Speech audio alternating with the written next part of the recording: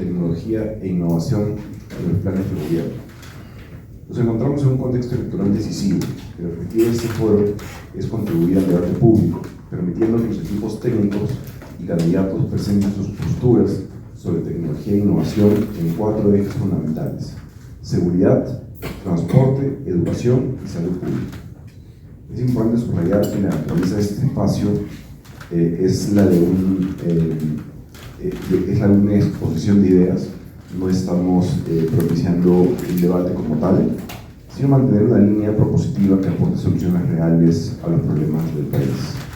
Con el fin de abrir el evento, doy pase al doctor Jorge Mendoza Woodman, jefe del Departamento Académico de Ciencias de la Gestión en la Pontificia Católica de Chile. Jorge.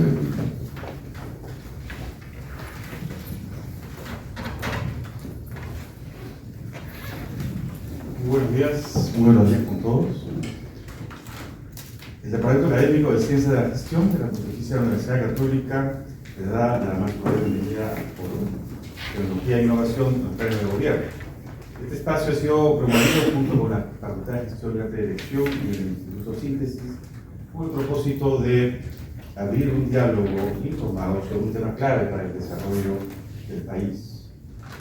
El lugar que busca la transformación digital, la ciencia y la innovación dentro de las propuestas de gobierno que presentan en este espacio. En el contexto político actual, como Francisco mencionaba, resulta especialmente importante analizar estas propuestas con una mirada técnica de largo plazo. Por ello, este foro busca ofrecer un espacio de reflexión que permita conocer, evaluar y discutir la viabilidad y el impacto de las iniciativas planteadas en materia de desarrollo tecnológico y modernización del Estado, especialmente. Agradecemos especialmente la presencia de los representantes técnicos de las distintas agrupaciones políticas, así como los especialistas y miembros de nuestra comunidad, invitados y miembros de la prensa.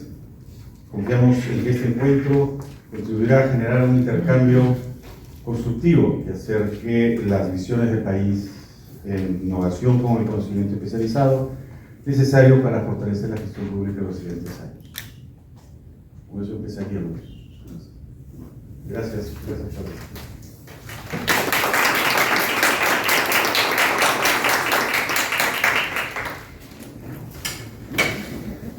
Para asegurar el éxito de la jornada, seguiremos una metodología de 4 rondas. Primero, los candidatos presentarán sus propuestas. Cada representante de los partidos contará con 15 minutos para exponer sus planes de gobierno.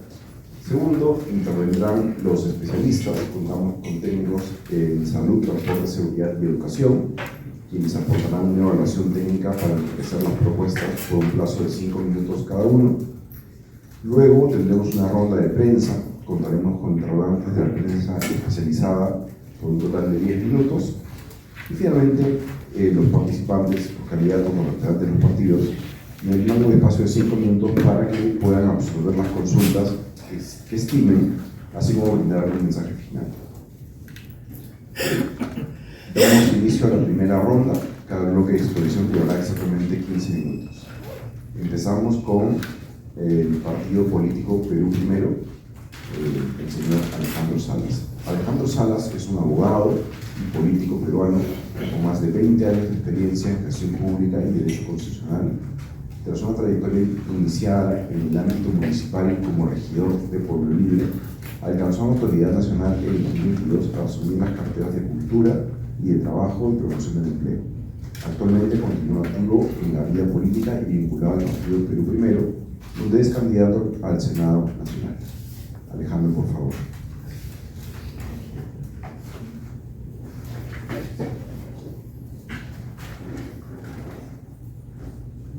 Gracias.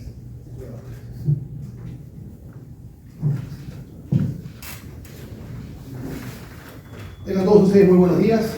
Primero agradecer la invitación que nos han hecho llegar. Creo que este tipo de foros y debates son sumamente importantes para conocernos más y para que la sociedad pueda conocer más lo que es el lado de las propuestas que tiene cada agrupación política respecto a determinados temas que son de interés del país. Cuando hablamos de tecnología e innovación es un punto absolutamente importante y por supuesto, como no, relevante para lo que es nuestro país. Pero debemos empezar, digamos, hablando del marco de la realidad. 257.000 millones de soles son aproximadamente el presupuesto que tiene nuestro país y que lo aprueba, por supuesto, el Congreso de la República. Con ese presupuesto se va a encontrar el próximo gobierno. El que inicie y que juramente el 28 de julio va a encontrar ya un presupuesto aprobado.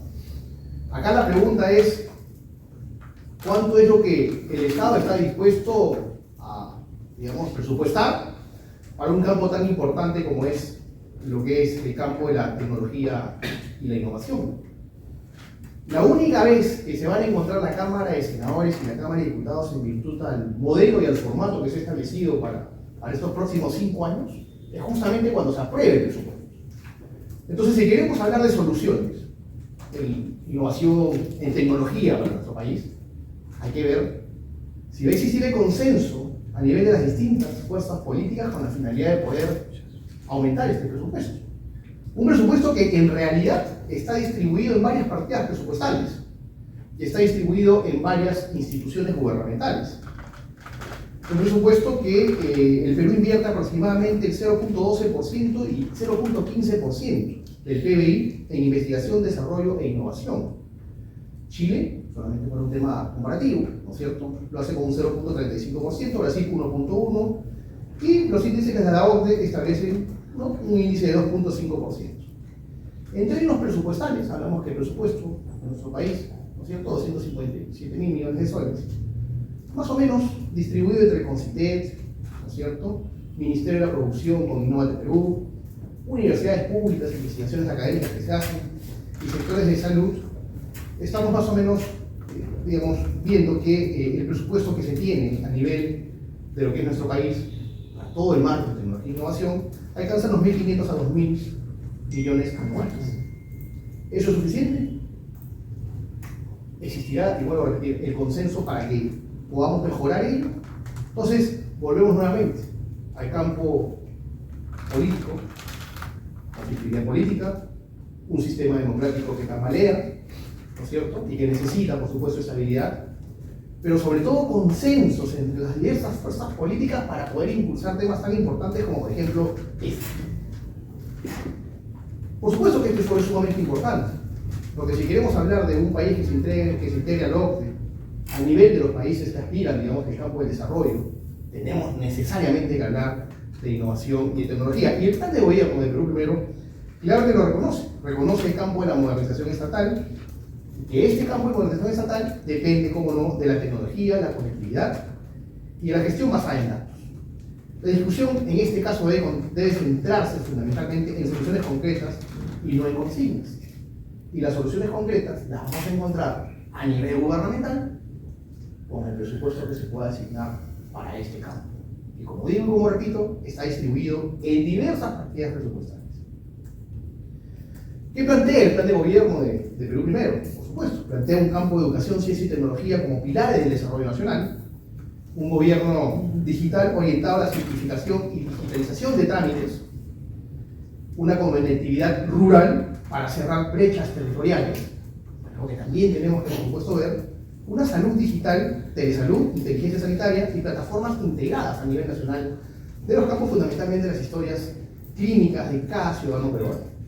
Una innovación productiva, ¿no es cierto?, vinculada al agro digital, a las CITES, sensores y biotecnología. Un diagnóstico general: podemos establecer que existen brechas digitales inmensas en nuestro país. ¿Débil digitalización del Estado? Por supuesto que sí, una muy débil digitalización del Estado. Desigualdad en acceso a servicios y fragmentación institucional.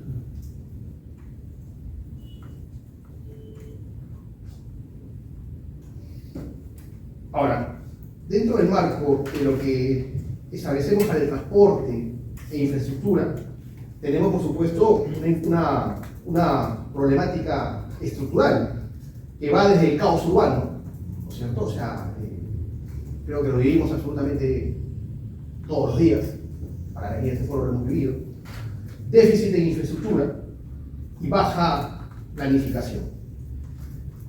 ¿Cuál es el rol de la tecnología en este campo tan importante?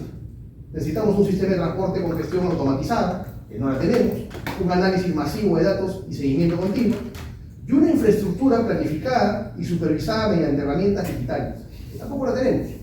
Crecemos en virtud de las necesidades y crecemos en virtud a la urgencia, pero no a la planificación. Y el campo digital en este aspecto es sumamente importante. ¿Cuáles son las líneas que proponemos? Las líneas de propuesta. Una integración de los distintos modos de transporte, una gestión de tránsito en tiempo real y el desarrollo de infraestructura segura, eficiente y sostenible. Ahora que hay un campo, por supuesto, de interacción. Eso no solamente le corresponde o le compete necesariamente a un gobierno nacional.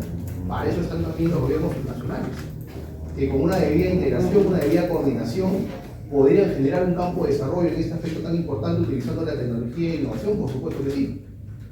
Pero ¿qué nos hacemos en un país donde las autoridades pasan, estamos acostumbrados a sacar autoridades, a ponerlas, a imponerlas, y los campos de planificación en este rubro y en otros suelen quedarse en el camino?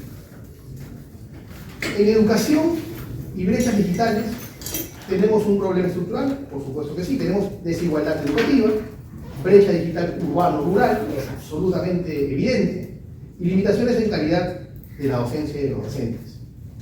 Rol de la tecnología en este campo que reconoce nuestro plan de gobierno: una educación digital e híbrida, conectividad escolar y plataformas educativas. Líneas de propuesta que maneja nuestro plan de gobierno: Internet en la escuela, absolutamente todas las escuelas, capacitación docente en tecnología y acceso universal a herramientas digitales. Respecto a la salud y sostenibilidad, tenemos un problema estructural también, al igual que los otros rubros: sistema de salud fragmentado, acceso desigual y débil prevención. ¿Cuál es el rol que reconoce nuestro plan de gobierno respecto a este campo? La telesalud, que es importante implementarla a nivel nacional, fundamentalmente en aquellas zonas en donde la salud es una aspiración de muchos ciudadanos y donde en el camino a una posta cualquier ciudadano puede perder la vida. Sistemas de información sanitaria elementales que existan a nivel nacional y un monitoreo ambiental y sostenibilidad. Las líneas de propuesta que maneja nuestro plan de gobierno en este campo tiene que ver con una historia clínica digital integrada, inteligencia en salud pública, soluciones tecnológicas para la sostenibilidad. ¿Cuáles son las conclusiones generales que podemos establecer para no pasar el tiempo respecto de lo que es nuestro plan de gobierno? La tecnología y la innovación no son un fin, sino herramientas para resolver problemas públicos concretos, necesarias y elementales. El principal desafío no es diseñar soluciones, sino implementarlas con capacidad estatal y, por supuesto, coordinación. Cerrar brechas digitales es una obligación, en condición necesaria para reducir desigualdades estructurales que mantenemos y tenemos en nuestro país. La modernización del Estado requiere decisión política, inversión sostenida y gestión basada en resultados. Las propuestas deben ser medibles, viables y escalables, y no solo declarativas. Y creo que nuestro Estado tiene un ente muy importante que prevalece a pesar de la conflictividad política, que se llama CEPLAN. Por cierto, en el CEPLAN yo he tenido la oportunidad de leer todo lo referente a innovación y tecnología, y lo tiene claramente definido, lo que debería ser nuestro país al 2050. Pero lamentablemente, cada que llega con su propio diseño, y creo que eso paraliza. Necesitamos herramientas de consenso nacional, en otros campos, pero en este fundamentalmente, que nos permitan tener un camino que no se paralice, más allá de los gobiernos o más allá de la conflictividad política. Muchas gracias.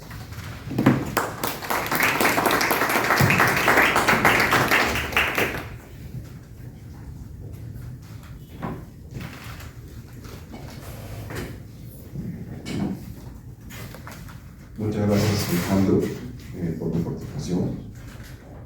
A continuación es el turno del partido Sí Creo. Carla Maris Ruiz nos acompañará. Ella es abogada por la Universidad de Piura, doctora en Derecho Financiero por la Universidad de Navarra en España y por la Universidad de Bolonia en Italia. Ha desempeñado distintos cargos directivos en el sector público y el sector privado, así como en la academia. Es candidata al Senado Nacional por el partido Sí Creo, liderado por Carlos Empar. Adelante, Carlos.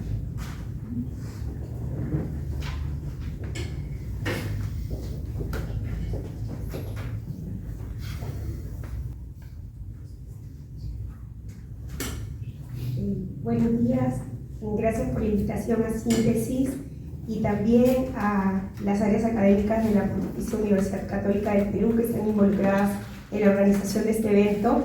quiero darle las gracias especialmente a Gisela Valencia, a través de la cual me llegó la invitación. Y bueno, quiero saludar al panel de expertos que están aquí y que creo que va a ser súper provechoso para todos nosotros que estamos tratando de plantear soluciones para el país, de mejorarlas, pulirlas y eventualmente reconducirlas hacia algo que pueda ser viable para todos los peruanos. Dicho esto, y saludando también a los que me acompañan de los otros partidos aquí presentes, quiero decirles que el plan de gobierno del partido Sí Creo es un plan de gobierno ambicioso. Y la hoja de ruta con la que buscamos recuperar al país la voy a presentar en los siguientes esquemas, ¿no?, que vamos a poner ahí. Las propuestas más relevantes en las que la tecnología estará presente son aquellas que he podido encontrar aquí y que quiero exponer porque justamente buscan darle la vuelta a la gestión pública que hoy tenemos en el Perú y que es tan deficiente. Dicho esto, nosotros tenemos planteado, un anterior por favor, temario o índice que nos va a llevar un poco por lo que es el primer punto, que es nuestro ideario, que se plasma en 10 mandamientos que no son sino el ADN de nuestro plan de gobierno. El segundo punto es un plan de choque, porque para poderlo llevar a cabo, porque ya he dicho, es un plan de gobierno ambicioso, bueno, tenemos que ponerlo en práctica de una manera directa y sin anestesia. Y luego también voy a explicar los pilares del cambio sobre los cuales queremos construir y reconstruir al Perú. Los dos últimos puntos tienen que ver ya directamente con el tema de la tecnología y la innovación, dirigidos a dos medidas puntuales que las he elegido aposta, las he elegido de manera no casual, sino muy directa. ¿Por qué razón? Porque nosotros partimos en el partido Sí Creo de que la primera y el primer gran problema del país es la corrupción. Si esto no se ataja de raíz, en realidad nada de lo demás va a poderse solucionar. Ninguna medida, ninguna promesa, ningún plan de gobierno con ideas fabulosas va a poderse llevar a cabo si no atajamos de raíz la corrupción. Sabemos que la percepción en un 85% de los ciudadanos es que la inseguridad es el principal problema. Nosotros creemos que esa es la percepción y es correcto, porque la inseguridad realmente nos tiene a todos siempre en vilo y con una constante amenaza de que no podamos volver con vida a nuestra casa al final de un día. Pero realmente el problema es la corrupción. Y nosotros por eso hemos elegido estas dos medidas, hay muchas más vinculadas con la tecnología, pero hemos elegido estas porque son las principales que queremos exponer hoy en día. En el tema de los 10 mandamientos, yo quiero empezar por ahí, porque esto es la base de todo.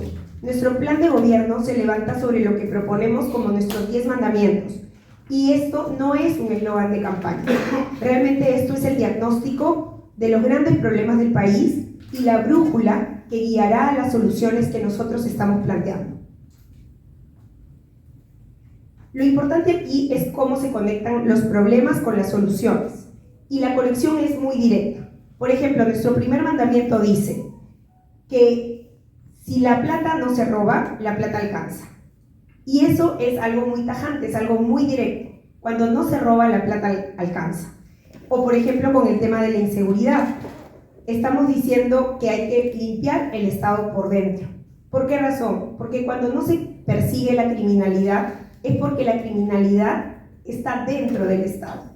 No podemos entender cómo un prófugo de la justicia, candidato presidencial, está haciendo campaña por Zoom y nadie lo encuentra. Hace mucho tiempo. Entonces, realmente si no se persigue la criminalidad, no es porque no se tengan las herramientas necesarias para hacerlo, sino simplemente porque la criminalidad está dentro, enquistada en el poder. O por ejemplo, en el caso del empleo, cuando decimos que todo nosotros sí lo apostamos a la inversión privada. Queremos crear zonas económicas especiales donde pueda venir inversión de fuera, inversión local, con un régimen muy atractivo para generar empleo formal. Son ideas muy claras, pero una cosa son los principios y otra cosa es cómo hacerlos realidad. Y por eso es que nuestra idea no es ir poniendo parches. No queremos una solución simplemente de maquillaje, ¿no? Queremos una solución que lo abarque todo. Y por eso es que vamos a hacerlo por fases, pero siempre entendiendo que los problemas deben atajarse de raíz. Estos problemas no se corregirán, como lo decía antes, con reformas aisladas y parches de emergencia. Nuestro punto de partida es que los problemas del país son estructurales y por lo tanto la solución debe ser estructural. El plan se divide en estas fases que nosotros vemos aquí. Primero, un shock de confianza, con medidas de impacto inmediato como el SAR anticorrupción. La segunda fase tiene que ver con reformas más profundas y estructurales.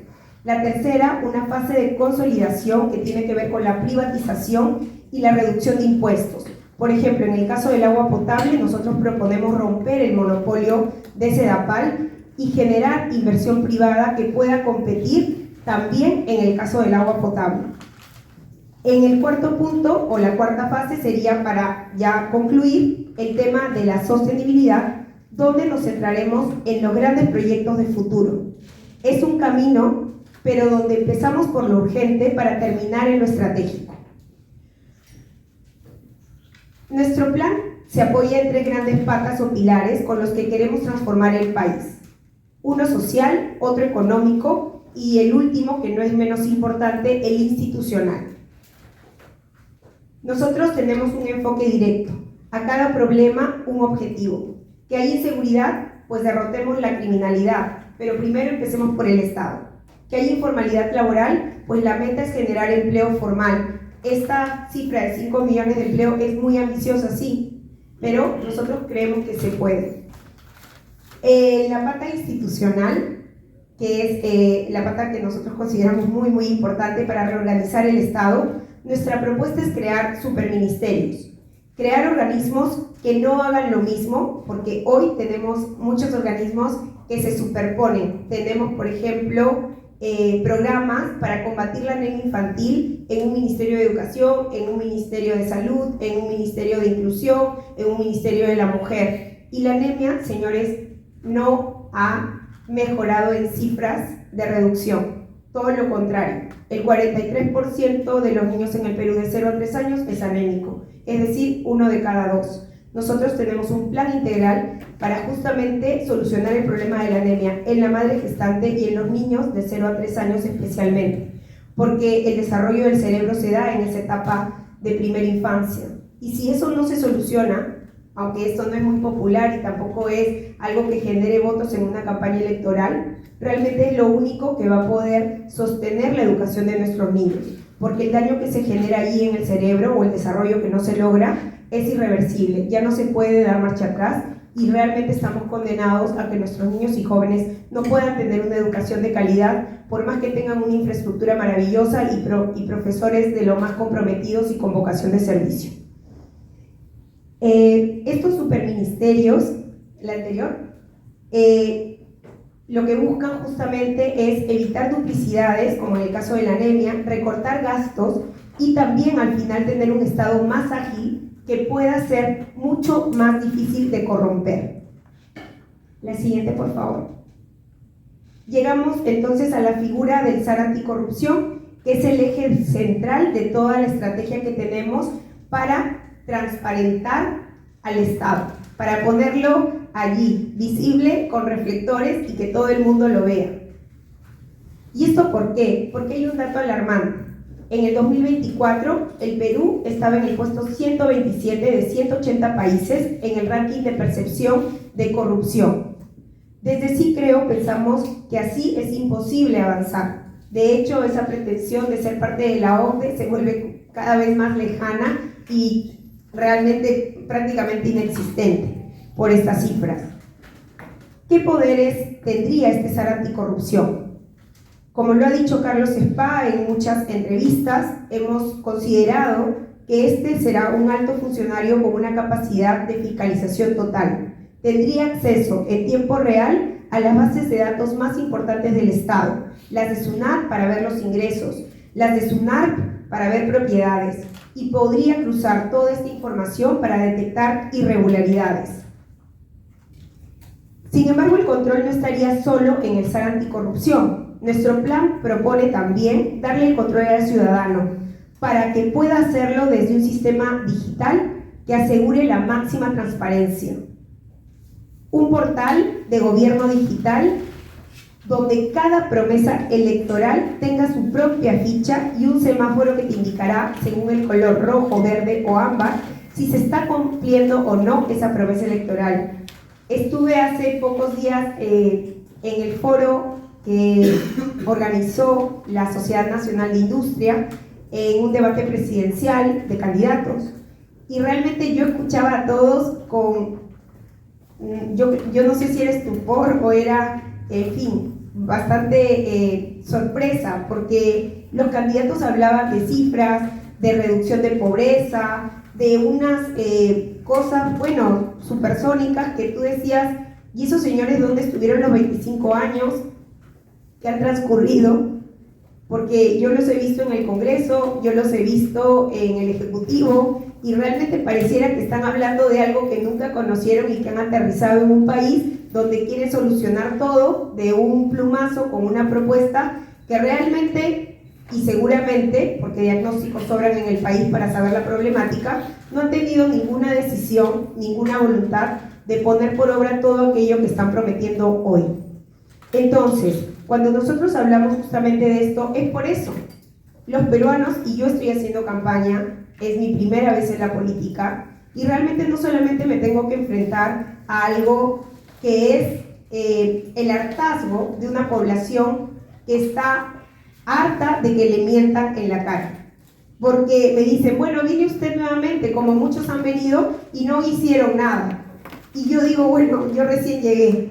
Pero eso no es la excusa, yo tengo que poner la cara. Y no solamente para que me digan eso, sino también para que me insulten. Porque realmente la clase política hoy en nuestro país está tan denigrada que realmente merece el repudio de todos. Y yo siento ese repudio cada vez que voy a la calle y hablo con una persona en el mercado, hablo con un transportista en su taxi, sienten el repudio y ese repudio lógicamente es trasladado a mí. Por eso es que yo considero que esta herramienta es fundamental, porque las promesas ya no pueden seguir diciéndose y no haciéndose. Y eso sin ningún tipo de repercusión en los políticos que nos prometen tantas cosas. Y como decía también en una de las conversaciones que he tenido, ¿cuántos presidentes hoy tenemos detrás de las rejas? Varios, lamentablemente es así, varios. Pero ¿cuántos congresistas están detrás de las rejas? Yo no conozco ninguno, no sé ustedes, pero realmente son los causantes de muchos de los daños y perjuicios que todos los ciudadanos hoy estamos padeciendo. En distinto nivel sí, pero todos estamos siendo azotados y realmente estamos siendo afectados por el abandono de la clase política. El Perú no está en piloto automático, señores, está en caída libre.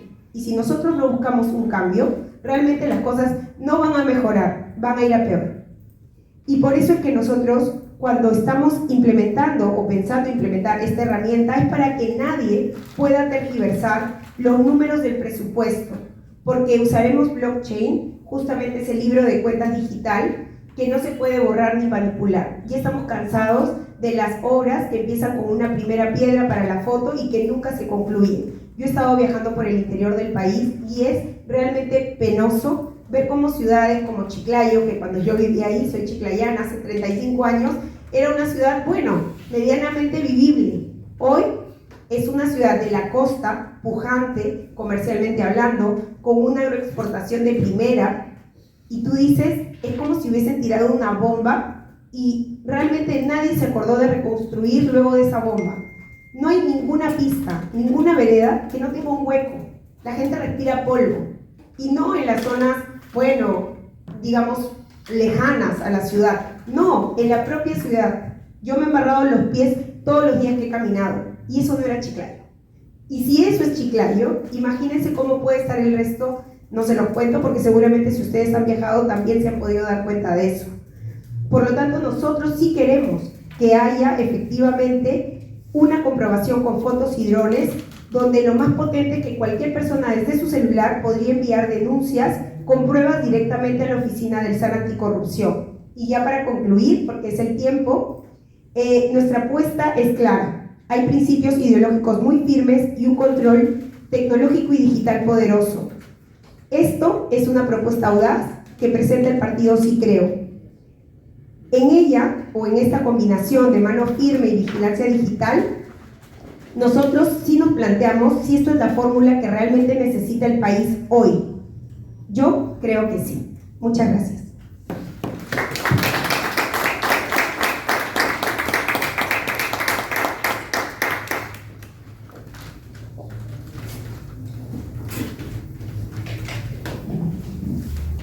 Muchas gracias, Carlos, por la exposición. A continuación vamos a recibir al representante de Fuerza Popular, Marco Minelli. Él es economista con estudios doctorales en Durham University y en Lyon, en el Reino Unido y Francia, respectivamente. Tiene una maestría en Administración Estratégica de Empresas, MBA, y una maestría en Finanzas. Es experto en el sector agroindustrial, con experiencia de más de 18 años en áreas de dirección ejecutiva, gerente general, gerencia de planificación y presupuesto, director de proyectos de inversión privada y pública, implementación de páginas, generación y ejecución de planes de negocio, planes estratégicos y núcleos ejecutores. Gracias. Actualmente es el jefe del plan de gobierno de Fuerza Popular.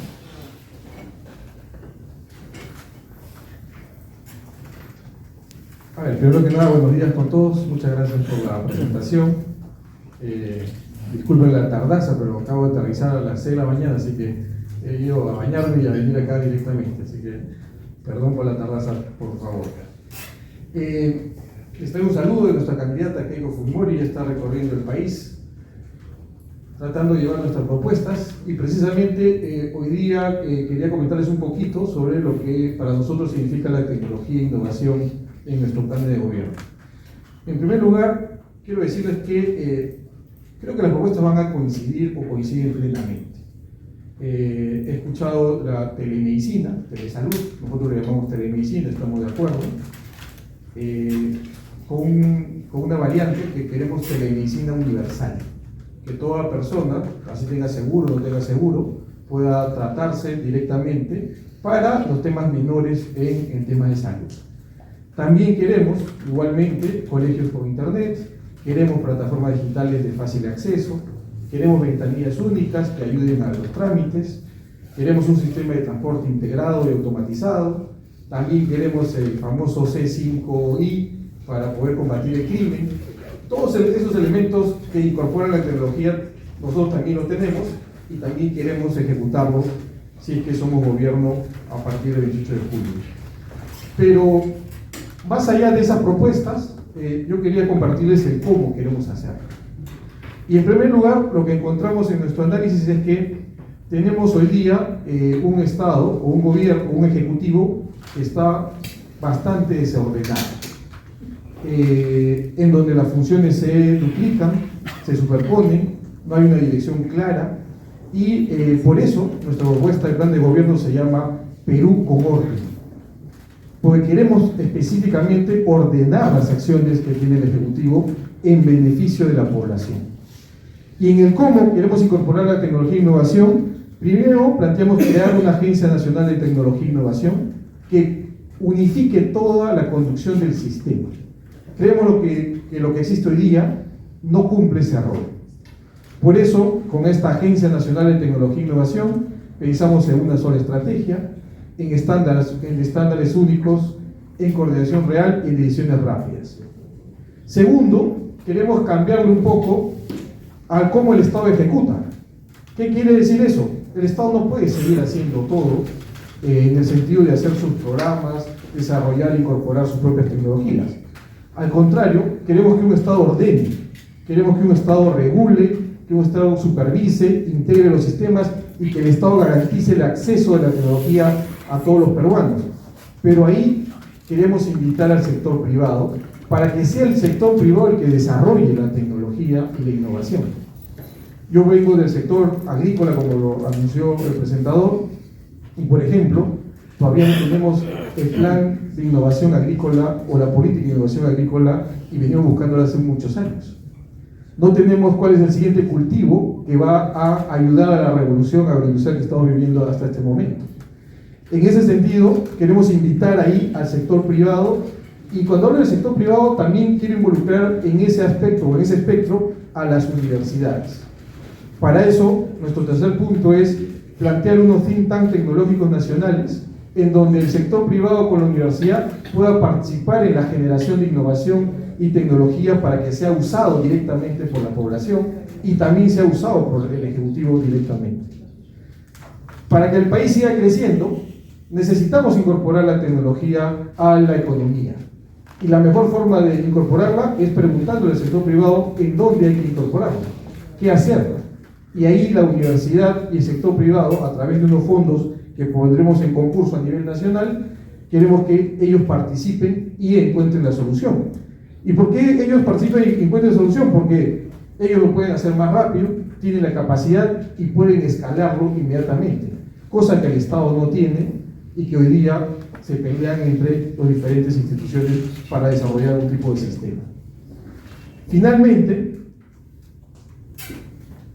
más tecnología no es darle más computadoras a los niños. Más tecnología no es darle más programas, y más innovación no es seguir investigando sobre problemas que el país no tiene. Creemos en ese sentido que la tecnología no es un fin, sino más bien es un medio. Es un medio para que el emprendedor pueda abrir su negocio mucho más rápido. Es un medio para que los agricultores accedan a mercados de manera más eficiente. Es un medio para que el estudiante tenga educación real, efectiva y moderna de hoy. Es un medio para que el ciudadano no haga más colas. La tecnología debe mejorar la vida de las personas y no complicarla.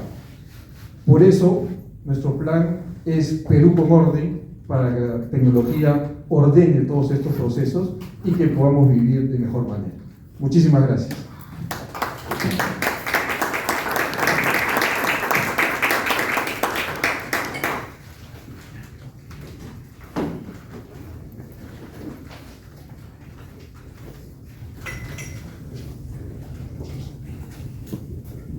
Muy bien, agradecemos al señor Vinelli por su exposición, y a continuación quisiera invitar al señor Alexander Villafuerte Mendoza. Él es médico en gerencia de salud y salud pública, gerente general de ID Salud, con más de 18 años de experiencia en el sector salud. Fue director del hospital en Tijuana, en Cusco, formó parte del comité COVID, ha sido comisionado nacional de salud en la atención de personas adultas mayores y asesor en gestión de riesgos y desastres en el programa CONAMAS. Es representante del MINSA en el Consejo Nacional de Seguridad Ciudadana y es representante del Partido Morado. Buenos días, disculpen un poco la tardanza, he sido víctima, creo, un poco de la ausencia de tecnología en nuestro transporte público. En el plan de gobierno del Partido Morado contempla el trabajo de tecnología y entiende la tecnología no solo el uso de equipos, sino entiende también como cualquier idea que mejore la calidad de vida y mejore las actividades que desarrollan las personas día a día. Eso entendemos por tecnología.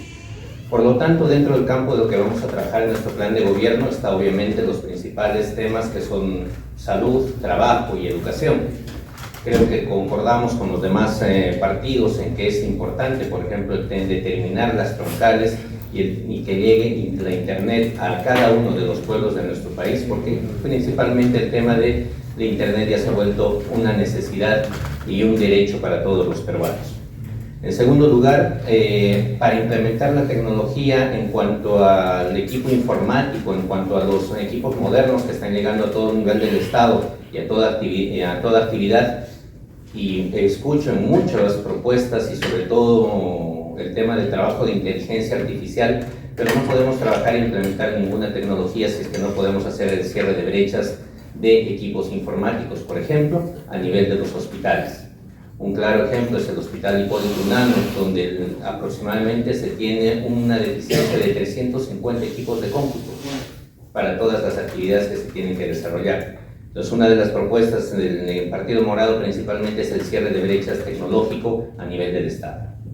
Hace años se viene trabajando el tema también del gobierno digital, pero lamentablemente no hay su implementación en una forma integral. Por lo tanto, el Partido Morado ofrece de una vez realizar el tema de la interoperatividad.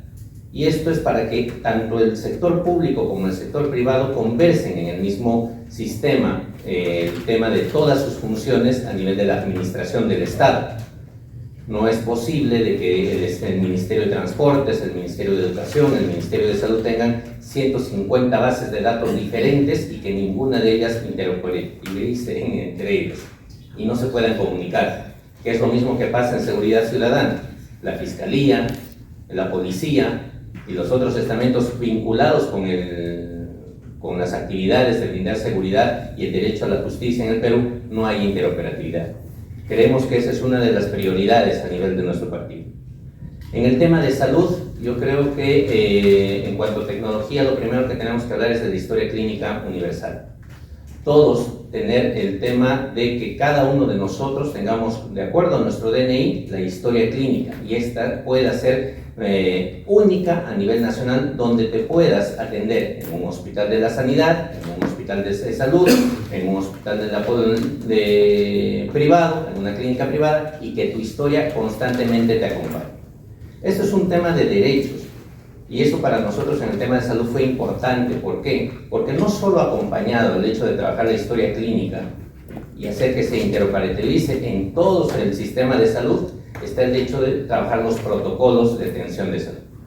¿Por qué es importante esto? Porque de esa manera nosotros vamos a poder trabajar el costeo de las atenciones, vamos a poder mapear cuánto cuesta una atención en salud, cuánto cuesta según protocolo una atención en el MINSA, y de esa manera vamos a poder ver en las historias clínicas, hacer el seguimiento correspondiente y ver si es que la atención que ha recibido el ciudadano es una atención correcta. Por eso es importante el tema de la historia clínica, porque también ahorra, por ejemplo, al ciudadano gastos. No es posible, por ejemplo, de que un ciudadano se haga sacar sus exámenes de laboratorio en la clínica A y cuando vaya a la clínica B, porque no hay una inconexión de su historia clínica, no pueda jalar los resultados de su historia clínica. Y el paciente tenga que volver a pagar nuevamente, hacer gasto de bolsillo para nuevamente tener otra vez el tema de sus resultados y otra vez colocar a la historia clínica que a veces no llega a tener el paciente acceso.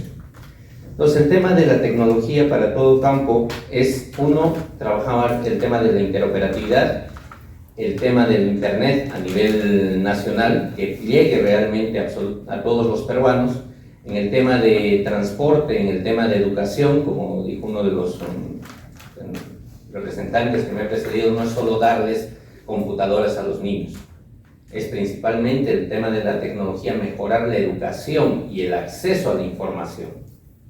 Y también implica, la educación no solo es un tema de instrucción, de darle información, que eso es lo que tenemos que llegar. Con la tecnología tenemos que permitir el acceso a que todos los estudiantes tengan el tema de llegar a la información. Pero también dentro de la tecnología es generar ideas para que haya la formación del alumno. En el campo de la investigación creemos que es importante que de una vez se profundice el trabajo con las universidades. En el sector salud, una de las áreas que están lamentablemente descuidadas es el trabajo de investigación a nivel del Instituto Nacional de Salud, que debería ser el gran responsable de unificar a todas las instituciones que buscan el tema de la innovación y el tema tecnológico para trabajar en un solo propósito, el bienestar del ciudadano.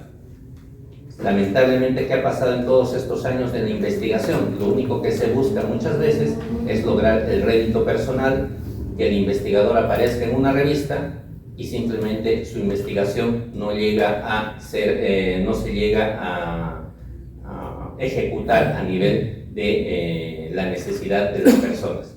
Por lo tanto, se va a reformar el sistema en cuanto al trabajo de investigación, se va a ampliar con el sector privado y con las universidades y el sector público para que de una vez salgan propuestas que realmente se utilicen a nivel de la población y de su bienestar. Gracias. Y agradecemos a todos los candidatos, jefes de planes de gobierno que han presentado en este primer bloque de este foro. A continuación vamos con el bloque de especialistas. Nuestros especialistas van a hacer algunos comentarios sobre las propuestas, análisis, algunas preguntas a los candidatos. Después vamos si hay preguntas de los amigos periodistas que nos acompañan, también vamos a darles la opción, como en la sesión pasada. Tengo el gusto de presentar y el agrado de agradecerles nuevamente por su tiempo, su presencia y soporte a Óscar Guapaya, él es experto en salud pública, al señor Jorge Chanyanaqui, él es experto en los temas de transportes, al señor Juan Pablo Silva, él es experto por el tema de educación, y al señor Germán Velázquez Salazar, que es el experto en seguridad ciudadana, ¿no? Como les mencioné, cada uno de estos 4 especialistas va a tener 6 minutos para realizar sus comentarios, aportes de respuestas, consultas, y les dejo la posta como quieran. Empezamos con Jorge, ¿no?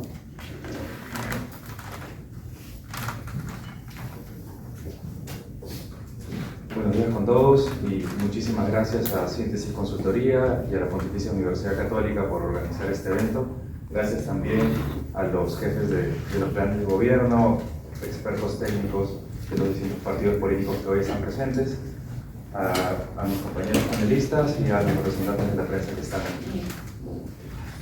Creo que eventos como este son clave, efectivamente, para, más allá de los colores políticos que cada organización pueda tener, que podamos centrarnos en aquellos puntos de coincidencia y trabajar en soluciones que hoy el país amerita.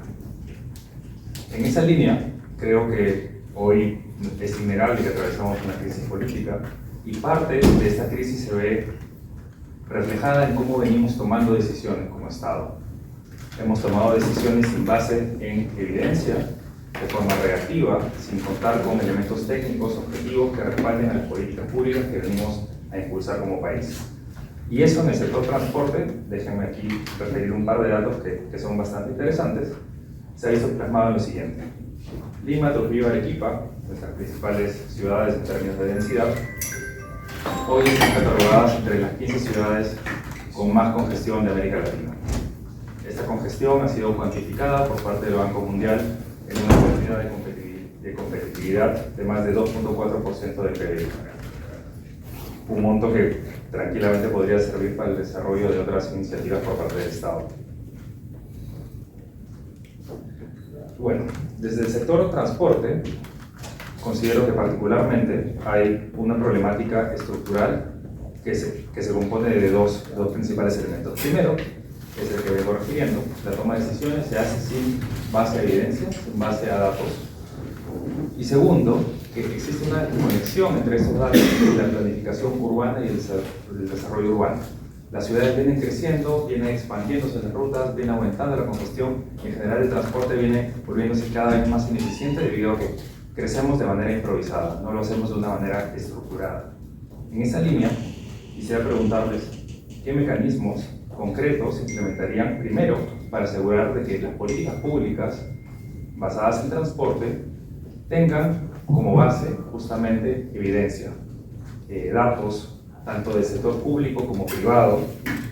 Segundo, cómo podemos lograr que estos datos se integren a una planificación urbana y un ordenamiento territorial que contribuya al desarrollo de las ciudades y sobre todo al bienestar de los ciudadanos. Y tercero, porque lo he escuchado en casi todas las exposiciones, ¿cómo buscamos atender a la fragmentación institucional que hoy existe? Tenemos distintas autoridades a nivel nacional, a nivel regional, a nivel local, que se enfocan de una misma temática y en muchas ocasiones hay una superposición de competencias. ¿Qué propuesta específica tendrían para atender esta situación? Y una segunda pregunta que me parece que deberíamos también empezar a enfocarnos, y es bastante más puntual, es respecto de la electromovilidad. ¿Qué medidas en concreto proponen para empezar con una gestión de migración de matriz energética? Hoy ya tenemos países en el mundo, por ejemplo los países nórdicos, donde más bien lo raro es encontrar un vehículo que funcione con combustibles fósiles. ¿Qué propuestas tienen para poder implementar una transición ordenada hacia la electromovilidad? Muchas gracias. Buenos días con todos. Primero, gracias por la invitación. Vengo en representación del Colegio Médico. Yo soy médico de formación. Me voy a centrar principalmente en el tema de los datos. Sí, yo soy el presidente de Transformación Digital del Colegio Médico Entonces, cuando revisé los planes que nos acercaron, bueno, nos acercó, o he revisado principalmente los resúmenes, todos son muy parecidos en líneas generales. Me parece, primero felicito que creo que todos vayan alineados sobre una misma línea, que es la historia clínica electrónica y los servicios de telemedicina. Creo que ahí no hay discusión, pero la pregunta es, o el tema creo que va un paso detrás. Para poder hablar de historia clínica electrónica tenemos que hablar de software y de hardware. Entonces, dentro de los partidos, y creo que ahí sí hay diferencia, se proponen historias clínicas únicas, pero más allá de que sea historia clínica única, creo que uno de los grupos lo mencionó, es el tema de que tiene que haber interoperabilidad, ¿no? Independientemente de cuál sea el software, la marca, porque, por ejemplo, en uno de los partidos vi que hablaban solamente de interoperar el sector público y el sector Fuerzas Armadas, pero no se olviden que en el privado se ha comprado cualquier cantidad de software. Vamos a la avenida acá es Aguirre, en Los Olivos, y van a encontrar en esa calle tranquilamente 30 clínicas y cada una tiene software completamente distintos, ¿sí? Entonces, creo que eso no se termina de explicar cómo se va a interoperar y cómo se va a poder obligar a las IPRES, ¿no? A las instituciones prestadoras de servicios de salud, a que puedan interoperar de forma obligatoria, todas, ¿no? Independientemente de cuál sea el software. Por otro lado, en esa misma línea, para hablar de tecnología en salud tenemos el problema de que se requieren trabajar con otro tipo de entidades, como por ejemplo RENIEC. Para poder hablar de historia clínica electrónica tenemos que hablar de firma digital. En el Perú los médicos no llegamos ni al 20% de médicos con firma digital. Actualmente el Colegio Médico está intentando impulsar eso, pero tenemos una brecha gigante con firma digital. No he visto dentro de las propuestas de tecnología nada relacionado con firma digital o algún otro tipo de mecanismo que vayamos a utilizar para que tengamos algún mecanismo de que los actos ejecutados tengan algún tipo de validez. El otro punto es el tema de renovación de equipamiento médico. En el tema de renovación de equipamiento médico no tenemos tampoco listado, por ejemplo, en el Ministerio de Salud y lo que he intentado poder revisar cuáles son los equipos, cuál es el tipo de vigencia que puede tener algún tipo de equipo y si existen los datos, qué se están haciendo con esos datos o cómo lo van a proponer ustedes para poder hacer renovaciones de repente de algún tipo de mecanismo. Todos tienen propuestas relacionadas a inteligencia artificial, pero si no tenemos datos, no tiene sentido el tema de inteligencia artificial. Y me gustaría que por lo menos se lleven el mensaje que desde el lado de salud, y quiero que recuerden el tema de COVID, en la época de COVID, todas las instituciones prestadoras de servicios de salud tuvieron que colocar sus datos en unas tablas de Excel que el Ministerio de Salud nos comenzó a dar para que puedan saber qué camas tenían libres y qué camas no tenían libres. Entonces, si volvieron a una pandemia, vamos a volver a lo mismo. Entonces, es crítico tener datos en salud, porque eso luego nos lleva a tomas de decisiones basadas en evidencia. Y creo que en el Perú todavía se siguen tomando, creo que la mayoría, los cuatro lo han mencionado, creo que se toman datos sin evidencia científica, y por lo menos en salud deberían tomarse con datos científicos. Oscar Guapaya. Buenos días, mi nombre es Juan Pablo Silva, gracias por la invitación y saludar y felicitar a los representantes de los partidos para presentar acá sus respectivas propuestas y sobre todo yo creo que buscar elementos comunes que independientemente de quién le toque estar bajo la responsabilidad del gobierno, poder compartir todos una misma visión de resultados para el país. Yo quería comenzar mi intervención señalando una ausencia que he visto, al menos en el discurso, en términos de qué queremos lograr en los alumnos. Voy a hablar de educación, ¿no? Entonces, se ha mencionado muchas veces y yo creo que todas las intervenciones de cómo la tecnología es un medio, ¿no? Yo creo que es importante, yo creo que eso es algo que debemos llevarnos como un acuerdo importante. La tecnología y la innovación no es un fin en sí mismo. Pero para ser consistentes con ese mensaje tenemos que tener bien claro cuál es el fin. Y yo creo que ahí no he escuchado ninguna meta o resultado concreto. Entonces sí me interesaría escuchar específicamente qué quieren lograr los alumnos en educación. Regresando al tema de tecnología e innovación como un medio, encontramos una brecha importante previa ¿ya? Que tiene que ver con el acceso a infraestructura básica, que tampoco hemos escuchado mucho de eso, y que tiene que ver mucho sobre la viabilidad de las propuestas y cuánto van a costar. Por poner algunos datos que salen de CARE, del Ministerio de Educación, apenas el 30% de todas las escuelas en el Perú tienen simultáneamente agua gaseosa, solamente el 30%. En zonas rurales, esto baja al 16%, y Loreto tiene 7%. Ya, entonces, ¿cómo vamos a resolver esto? ¿Cómo lo vamos a financiar? Y una pregunta que tenemos que hacernos en cuanto a para pasar después a la brecha digital, ¿no? Que el Banco Mundial establece que hay dos tipos de brechas digitales. Una en términos del acceso a los equipos y a la conectividad previa a la solución de la brecha anterior. Y sobre eso generalmente se suele hablar más. Vamos a entregar tablets, vamos a entregar computadoras, vamos a entregar cosas. Pero hay una segunda brecha, consistente además con lo que ustedes han dicho de la tecnología y medio, que es cómo se traduce la tecnología en aprendizajes. No es a través de la tecnología. Quien traduce y genera el aprendizaje es el profesor, es la profesora. Se mencionó la importancia de las capacitaciones, ¿no? Pero en general me gustaría saber que profundicen un poco más en la práctica qué están proponiendo para que eso pase y cómo esto se diferencia de lo que ha venido haciendo hasta ahora el sector de educación. ¿Cuál es la diferencia? ¿Cuál es el valor agregado de su propuesta específica? Y terminar mencionando creo que otra ausencia en el curso, que es un elemento clave para poder materializar las propuestas y que se generen resultados que tienen que ver con el papel del director. El director de la escuela es alguien que finalmente permite, dados los recursos, resolver y ver cómo podemos tratar de adaptar según las realidades y salir adelante. ¿Ya? Telegráficamente, ya terminando, las preguntas son transversales, yo creo, pero estaba cogiendo algunas por cada uno de ustedes. A Alejandro, yo le ponía ahí qué diferencia tiene la propuesta de capacitación que planteaban con lo que ya viene implementando el INEO. A Carla, yo me preguntaba cómo resolver esta segunda brecha digital en términos de qué estamos haciendo con los profesores para que realmente puedan ser capaces de usar y cómo específicamente van a traducir los aprendizajes.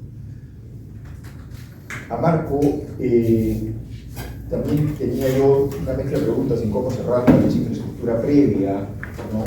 Que te acondiciona como una condición necesaria, pero también yo diría que principalmente cuál es la estrategia para desarrollar aprendizajes y qué específicamente estamos queriendo lograr con los profesores para que eso se traduzca en algo.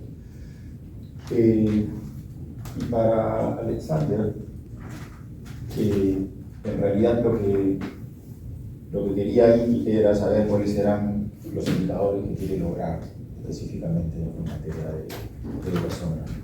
Gracias.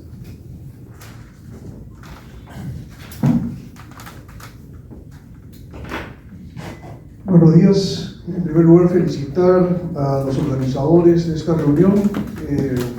Síntesis Instituto, el Departamento Académico de Ciencias de la Gestión y la Facultad de Gestión y Alta Dirección de la Pontificia Universidad Católica del Perú. En estos momentos de elecciones, el flujo de información es muy importante y especialmente en la forma como lo estamos llevando a cabo hoy día. Agradecer a los ponentes por su compromiso y valor al aceptar el reto de la gestión pública y la esperanza de que cualquiera que sea el resultado de las elecciones compartan ideas, propósitos y cuadros para enfrentar exitosamente la inseguridad. Saludos a mis compañeros en la mesa de expertos y a la prensa aquí presente. Voy a dividir en dos partes mis comentarios. La primera son temas comunes, ¿no? Que son producto de la revisión de sus planes presentados ante el Jurado Nacional de Elecciones. En primer lugar, el primer punto, mantenimiento y operación de la propuesta tecnológica. Okay, tenemos grandes ideas de interconexión, cámaras de videovigilancia, plataformas tecnológicas, etc. Pero, ¿cómo vamos a hacer para que esto no se convierta en chatarra tecnológica? Okay, tenemos evidencias en varios distritos del país, no solo en Lima, sino también en provincias, en las cuales el 5, el 6% de las cámaras incorporadas por la municipalidad están en operación y el resto es chatarra. En segundo lugar, 2024 y 2025, más de 3.000 fallecidos por accidentes de tránsito en el Perú. Una cifra impresionante. ¿Y qué es lo que vamos a hacer frente a eso? Ahí tenemos un reto, ¿ok? Porque es parte de la seguridad, Y no solamente estamos hablando de accidentes de tránsito urbanos, sino también en carreteras. ¿Cuál es la propuesta para la policía de carreteras? ¿Cuál es la propuesta para la vigilancia, el cuidado, la seguridad del transporte tanto de personas como de carga a través de las vías de comunicación en el país? Y esta es información del Observatorio Nacional de Seguridad Vial del Ministerio de Transportes y Comunicaciones, es decir, la información está. ¿Ok? ¿Qué es lo que vamos a proponer sobre eso?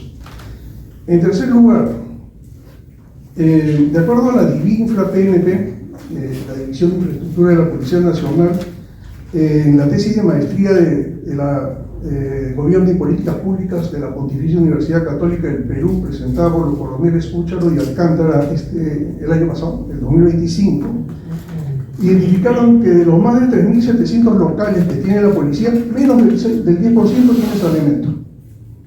Y sabemos que por ley no podemos hacer innovaciones, no podemos crear ambientes apropiados para hacer seguimientos, trazabilidades, vigilancia tecnológica, porque no podemos invertir en locales que no son propiedad del Estado. Entonces, tenemos que empezar por desarrollar un programa de saneamiento e identificar locales en los cuales sí se puede hacer esa inversión. Y en cuarto lugar, como tema común, las megatendencias. Tenemos que pensar en el futuro, ¿no? Muchas de las propuestas ya son repetidas, ¿no? Y siguen el mismo discurso, pero ¿qué vamos a hacer, por ejemplo, frente a la urbanización? El crecimiento vertical de las ciudades, la incorporación de nuevos delitos, el robo especializado en edificios, fraude inmobiliario, robo a turistas. Y la segunda mega tendencia es el envejecimiento de la población, que aquí va un tema de oferta y demanda, ¿ok? Porque desde la demanda tenemos una población cada vez mayor y que requiere necesidades de seguridad diferentes a las que comúnmente nosotros pensamos. Y también en relación a la oferta de seguridad, tenemos una policía también cada vez mayor, en la que el promedio de edad está más de 35 años y tenemos un comando, coroneles y generales, con más de 50 años. ¿Cuál es la propuesta para trabajar la aceptación tecnológica de las poblaciones mayores de los que encargados de darle seguridad? Algunos, más que preguntas, son temas de reflexión para cada uno de los expositores. En el orden de las presentaciones, ¿no? Empezamos con Alejandro. Ustedes proponen una reforma integral para la Policía Nacional y ponen como indicador el número de reformas que se van a hacer. ¿A qué se refiere eso? O sea, ¿cómo una reforma integral, una nueva reforma integral va a mejorar la seguridad ciudadana? ¿Y por qué 20 comisarías equipadas con tecnología? ¿Por qué solo 20? ¿Y cuáles serían esas 20? ¿Dónde estarían? ¿Cuál sería su alcance y cobertura? Carla, ¿no? Ustedes, algo parecido, ¿no? Proponen la iluminación de 20 distritos más, de los 20 distritos más peligrosos del país, lo que me parece una iniciativa genial, porque efectivamente la iluminación va a generar un efecto positivo frente a la seguridad ciudadana. Pero, ¿por qué 20? ¿Y cuáles son esos 20? ¿Y cómo van a lograr esa iluminación o mejora de la iluminación? ¿Van a asumir los costos de incorporar más lúmenes en la iluminación pública? Sería una buena idea, pero habría que ver cómo lo van a hacer, ¿no? Y hay un tema de que ustedes plantean canalizar el prestigio de las Fuerzas Armadas a la Policía Nacional. Ahí tenemos, ahí es un tema muy controversial, ¿no? Por los roles diferentes que tienen ambas instituciones. ¿Ok? Marco, ustedes proponen crecer, o sea, que crezca la Fuerza de Seguridad, que crezca la Policía Nacional. Pero la pregunta es cómo estimular el interés de jóvenes íntegros para que formen parte de la Policía Nacional. ¿Qué elemento, qué atractivo van a generar para que efectivamente se incorpore una masa íntegra a formar parte de la Policía Nacional? ¿Y cuál es su planteamiento para desarrollar las acciones administrativas que conlleven el abastecimiento, mantenimiento y soporte tecnológico y de infraestructura que vendría de la mano con el plan propuesto? Alexander, ustedes proponen incorporar 50.000 cámaras, ¿no? Como un plan shock, ¿no? Un plan inicial. ¿Cómo serían distribuidas? ¿Cómo serían gestionadas? ¿Partirían de una unidad única o estaría desconcentrada, descentralizada? Y un tema que podría ser contradictorio, porque ustedes plantean una policía comunitaria preventiva en la que van a participar policías, liderazgo y comunidad, ¿no? Identificando al policía con su comunidad y estableciendo una relación muy cercana. Eso es sumamente interesante, pero al mismo tiempo proponen la rotación cada 3 años de los policías. Entonces, un policía que ya generó esa relación con la comunidad va a tener que ser rotado a los 3 años. ¿Cuál sería el efecto? ¿O cuál de las dos propuestas sería la que pondrían en marcha? Gracias por su paciencia. Bueno, ustedes, muchas gracias, amigos especialistas. Y la verdad que su intervención es el núcleo esencial de este foro, porque, como bien mencionaron, hay muchos puntos en común de las propuestas y la idea es también entrar en el detalle, en la evidencia, lo que nosotros siempre buscamos en el futuro también, que es buscar la disposición de políticas, regulaciones en base a datos y el objetivo que también compartimos con la academia. La academia es una de las principales fuentes más bien de información a través de estudios y papers, como lo mencionaron hace poco. Entonces, tenemos ya una primera intervención. Quisiera saber si amigos periodistas tienen alguna interrogante. Tenemos 3 interrogantes de la prensa. Si quiere hacerlo, por favor, levante la mano. Respetando un poquito el tiempo y considerando el tiempo de nuestros amigos, les agradecería un montón. Por favor.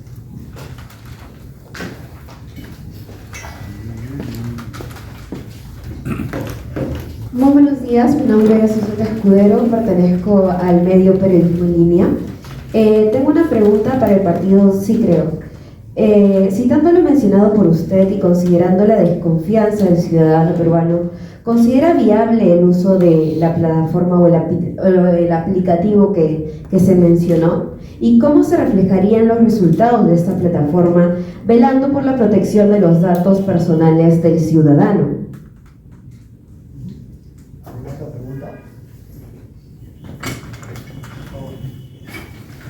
Para Perú Primero, el señor Alejandro Salas. ¿De qué manera la tecnología actual de inteligencia artificial será aplicada para detectar alertas de corrupción en tiempo real en las licitaciones públicas?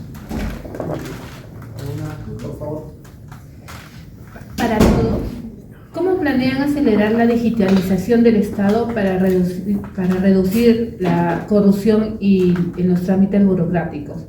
¿Qué reformas concretas harán para que el gobierno digital sea obligatorio en todas las instituciones públicas? Gracias. Disculpen, buenos días. César Rojas del diario Expreso. Esto es una pregunta para los 4, les pediría una respuesta breve también, por favor. En el Ministerio de Salud, el director general de Tecnología de la Información es un economista y el director ejecutivo de la Oficina de Gestión de la Información es un médico. Si bien ambos han tenido estudios de posgrado y similares, estos cargos no deberían estar ocupados por ingenieros, por profesionales especialistas. En todo caso, ¿ustedes qué harían si entran al gobierno con estas personas que no son especialistas. Gracias. Gracias a los amigos de la prensa, muchas gracias a nuestros amigos especialistas. Entonces vamos con nuestros jefes de plan de gobierno, con nuestros candidatos. Empezamos en el mismo orden que empezamos. Por favor, Alejandro. Por favor. Vale. Y les pido, y disculpen ustedes el tiempo, va a ser medio... Sí, 5 minutos va a quedar corto, respecto a todo lo bueno que se ha expuesto y la retroalimentación que han hecho. Efectivamente, sí consideramos que el tema de los mecanismos de las políticas públicas para integrar los datos privados y públicos es sumamente importante. O sea, la interacción que tiene que hacer el sector público y el sector privado en el manejo de datos es elemental. Yo creo que el país se desarrolla dentro de un marco de ese binomio importante, lo público y lo privado. La integración de estos datos es necesariamente sumamente importante, ¿no? Existe fragmentación institucional, ¿cómo hacerlo así? Existe fragmentación institucional hace aproximadamente 10 años en nuestro país y definitivamente todo lo que queramos lograr va a necesitar de todas maneras de consensos. Mientras que no nos pongamos de acuerdo todos los que estamos, digamos, integrando, desarrollando propuestas para el país, va a ser bien complicado poder lograr algún tipo de objetivo, no solamente en el campo de innovación y tecnología, sino también en otros focos, ¿no? Respecto al campo del colegio médico, que igual estableció una serie de propuestas y estableció el tema de la historia clínica única y cómo obligarlo, obviamente, para poder estandarizar esto se necesita de todas maneras un marco legal, ¿no? Yo creo que la ley podría hacer y plasmar la obligatoriedad para que esto pueda empezar a cumplirse y se pueda empezar a integrar dentro de un marco, por supuesto, de un proceso y una transición que permita, por una ley, establecer esta estandarización y obligar a que estos datos y esta información que tiene tanto lo público como lo privado puedan integrarse, ¿no? Igual respecto al tema de la RENIEC, la firma digital, ¿no es cierto?, para la validez de los actos que se vayan ejecutando, definitivamente necesitamos también un marco legal que marque un campo de obligación, vale decir, en nuestro país se necesitan algunos aspectos que requerimos hacerlos obligatorios, más aún si el avance y la innovación y la evolución empiezan a imponerse, ¿no? La vigencia del equipamiento médico también es algo sumamente importante, por supuesto. O sea, si no tenemos algo que establezca un marco legal respecto de la caducidad de estos equipos, definitivamente vamos a entrar en una serie, digamos, de situaciones en las cuales finalmente el usuario de la salud es el más perjudicado, ¿no? Y existe muy claramente el tema del COVID y los datos. Y efectivamente, si nos volviera a tomar una pandemia, seguramente nuestro país la volvería a pasar igual de mal, ¿no? Porque ¿qué hemos evolucionado respecto a la pandemia el día de hoy? ¿No? ¿Cuántas camas UCI podemos tener el día de hoy con relación a las épocas de la pandemia, ¿no? Entonces, es algo que por supuesto queda dentro del marco de la reflexión. En el campo de las preguntas fundamentadas en la educación se estableció una pregunta directa que era ¿qué diferencia la propuesta respecto al tema de la capacitación con lo que ya está implementado en el MINEDU? En nuestro país muchas veces lamentablemente existe mucho miedo al tema de evaluación. Yo creo que a quienes se les capacita es también la obligación de rendir también evaluaciones, porque el Estado invierte en capacitar. Y si inviertes en capacitar, estás también, por supuesto, en el derecho de poder evaluar a ver quiénes reciben esa capacitación de manera correcta, sin ningún tipo de temor. Lamentablemente en nuestro país la evaluación ha sido considerada dentro del marco del sector público como una amenaza de despido, y no debe tomarse así. Han habido, por supuesto, épocas y momentos en el país donde finalmente eso se tomó como pretexto, evaluación de despido, pero creo que una evaluación correcta respecto a la inversión que hace el Estado en el marco de la capacitación no se debe temer, se debe hacer con la finalidad de ver quiénes realmente, ¿no es cierto?, rinden pues, o devuelven al Estado con el aprendizaje de lo que el Estado les ha dado en capacitación, ¿no? Respecto del punto, la intervención número 4, referente al mantenimiento y operación y la chatarra, digamos, tecnológica, igual, o sea, efectivamente, estamos dentro de un campo en el cual nuestro país no solamente necesita el tema de poder contratar, ¿no es cierto?, desde el punto del sector público y las contrataciones públicas en la tecnología, sino también la contratación tiene que ir de la mano con la obligación de mantenimiento, ¿no? No solamente se trata de contratar, en el marco de las contrataciones públicas muchas veces se hace la contratación y el ítem de mantenimiento suelen, digamos, licitarlo para otras empresas. Entonces yo creo que sí deberíamos estandarizar el hecho de que quien vende tiene que hacerse cargo del mantenimiento para ver si efectivamente su producto va a servir o no, ¿no? Entonces se contrata por ítems, ¿no?, la adquisición y el mantenimiento. Creo que debe estar unificado, ¿no? En cuanto a los accidentes de tránsito en carretera, sí, efectivamente, pues en la misma carretera donde ha fallecido un candidato presidencial, falleció un excontralor de la República, en Ayacucho. Entonces, hay algo ahí que está mal, y seguramente es el diseño, la fase de planificación, y cómo no, la corrupción, ¿no? En apurar, en hacer diseños, ¿no es cierto?, de carreteras que finalmente no sirven. Acá en Lima, nada más, la vía expresa sur ya tiene 4 muertos, y sigue en operatividad, y sigue siendo un caos. Lo que se busca en solución, por apurarse, lamentablemente termina siendo un problema. Definitivamente, seguramente, puede ser una buena vía la ampliación de la panorámica de la vía expresa sur, pero ¿qué resultado está dando? Ya 4 muertos, ¿no? Algo está mal, ¿no? Y definitivamente es evidente que es el campo de la planificación.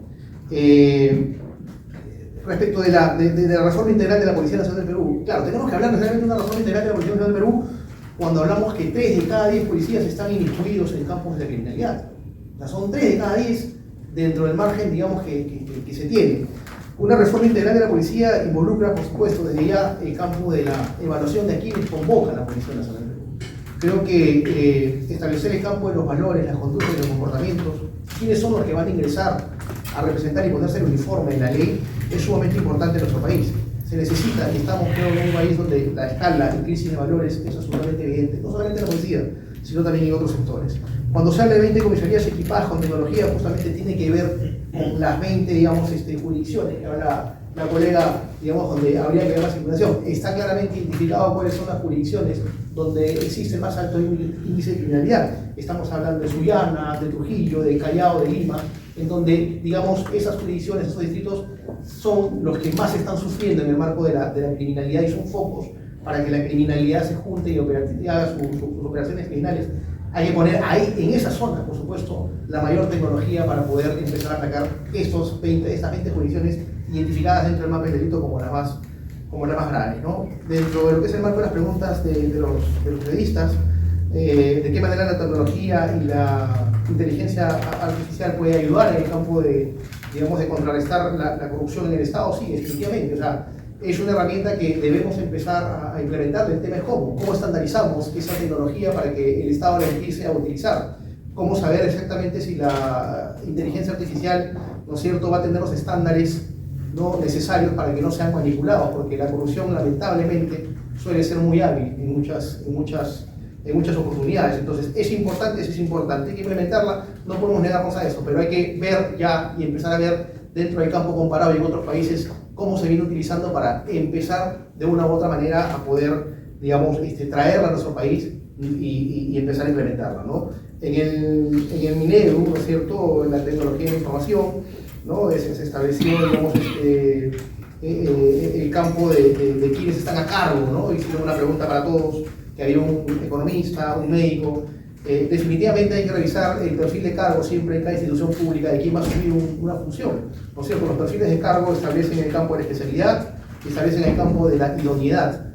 Y si, por supuesto, un perfil de cargo necesita otro tipo de experiencia, ¿no es cierto?, de expertise, habría que modificar ese perfil de cargo. Si hay un economista y un médico en lugares donde no, digamos, les correspondería estar porque no tienen la capacitación, ¿no es cierto?, de vida respecto a ese rubro, definitivamente algo está mal en dicha institución que está convocando a gente con un perfil de cargo que no corresponde y no sirve. Muchas gracias. Efectivamente, nosotros pensamos que tenemos que poner puntos de carga eléctrico para vehículos con sistema trifásico y punto a tierra, ¿no? Porque efectivamente, si no, esto es inviable. Y con el tema vinculado también a la promoción, hay que poner requisitos técnicos, certificaciones, porque de lo contrario esto no va a ser viable. Y electromovilidad no solamente son vehículos de 4 ruedas, sino también esos scooters. Vemos aquí mismo en San Isidro, no sé cómo estará Miraflores, pero vemos estas estaciones que habían y que han quedado abandonadas, porque esa iniciativa privada de poner esta electromovilidad a través de scooters fue un fraude, fue realmente un fracaso. Entonces, sí hay que hacer previamente una infraestructura y una regulación normativa que sea viable. Y con respecto al tema ya de transporte urbano, yo te diría lo siguiente. El San Isidro Express es una iniciativa maravillosa, fabulosa, que funciona desde pandemia. Yo soy vecina de San Isidro y la usé cuando estaban en Marcha Blanca. Ningún vecino se subía porque tenía miedo, no sabía qué era ese que pasaba y transitaba. Y tú dices, eso existe en San Isidro, Lima, Perú. ¿Por qué todos los distritos no tienen esa misma iniciativa?